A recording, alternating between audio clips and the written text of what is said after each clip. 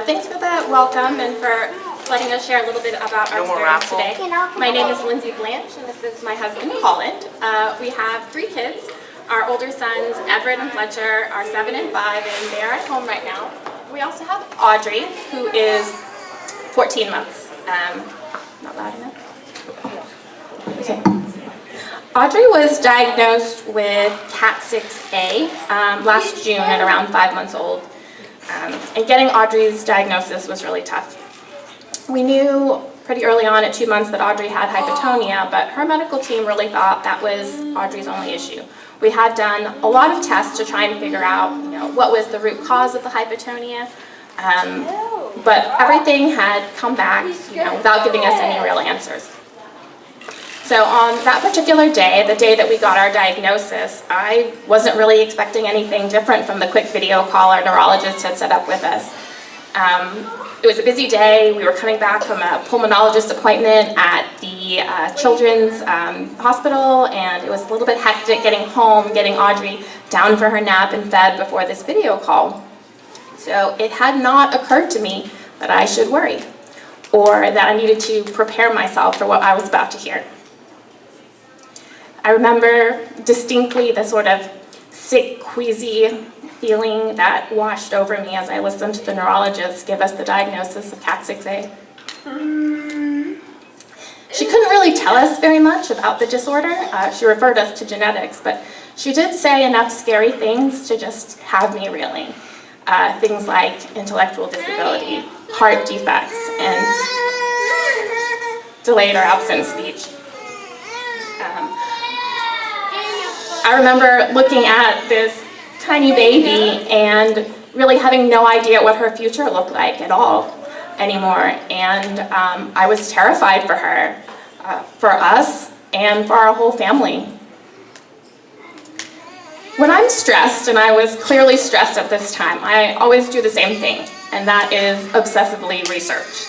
And so this was no different. And as soon as I could, I was mining the depths of the internet for everything I could find about KAT6. And this is how we found the KAT6 Foundation.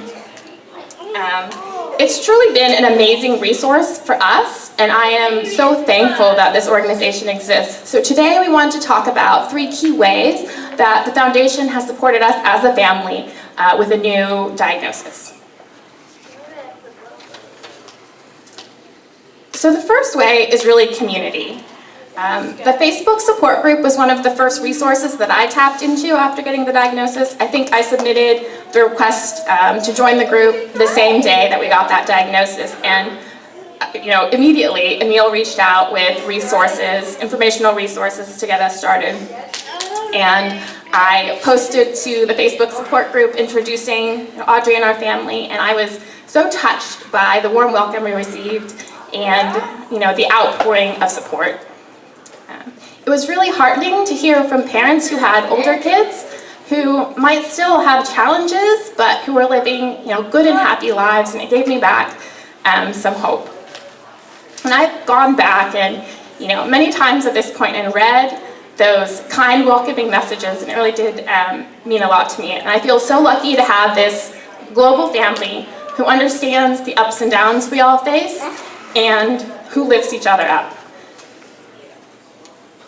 So beyond the wonderful sense of community that we found, we also found a treasure trove of collective experience and advice. So, when you have kids, much less a kid with with special needs or super rare genetic disorder, there's not really an instruction manual that comes with it, and a lot of it is trial and error and learning on the fly. So it was really helpful to us to be able to leverage other people's experience so that we could take care of Audrey as best we could, and really appreciate those who have come before and blazed a trail for us. So here's one really great example.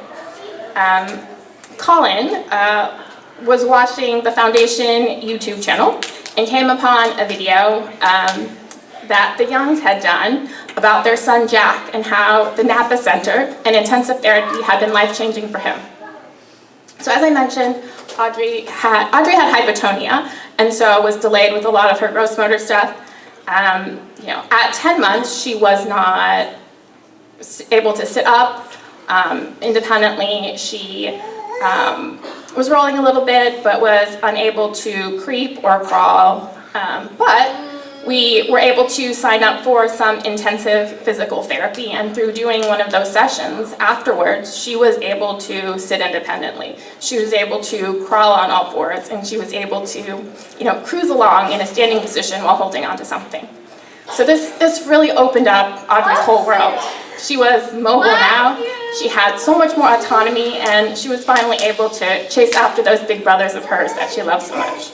And this is really just, one example of many of, how we've benefited from the shared experience. Is the baby crying? And I'll just talk about the third key aspect that's been really beneficial for us, and that's really the Foundation's sort of scientific efforts and research efforts. And I mean, obviously that's exhibited here today at the presentations we're hearing. Just like Lindsey, I like to research things, but for me, what that really meant was within days of the diagnosis, I had read every single scientific paper ever published that mentioned KAT6A, and I was basically able to do that because of the Foundation website. And it seems simple, but having all of that research consolidated on the website was something that, gave me a lot of benefit in those early days, being able to read the research. And then, as Lindsey mentioned, the YouTube channel with all of the presentations from these past conferences, and a lot of that is focused on science and research, and so I watched all of those. And another video that was on the YouTube channel was a past presentation that Dr. Kelly had given, and so that was part of the reason that we were able to, reach out to him, and through his, huge amount of generosity and his experience with other patients, we were able to get Audrey onto some, one of the very few sort of treatments that's out there, and we saw fairly immediate, benefits for her. Following on that, of course, there's the more recent Foundation-funded research that has actually now published something showing the benefits of some of those treatments. And I think, as many of you in the room have probably found, without that published scientific research, the wider medical community probably isn't going to prescribe carnitine for your child until there's actually something saying, yes, this is real, right? And so that scientific research and funding aspect of the Foundation has been really beneficial. And let's face it, we're all here, everyone here who's a parent of a child with a rare disorder, we want treatments and we want a cure, right? And so having a foundation that is able to coordinate and fund and just raise awareness and can really help push the research forward is something that we will benefit from hugely in the long run.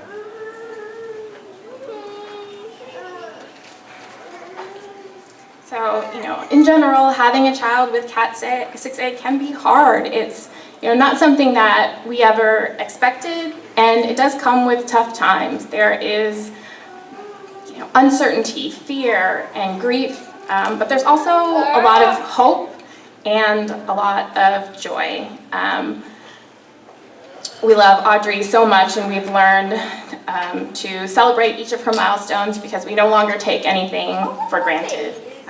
She is a real blessing for our family, and so is this community and this organization. The families, the researchers, the clinicians, the supporters, thank you for being a part of this organization and this community, and thank you for letting us be a part of it as well.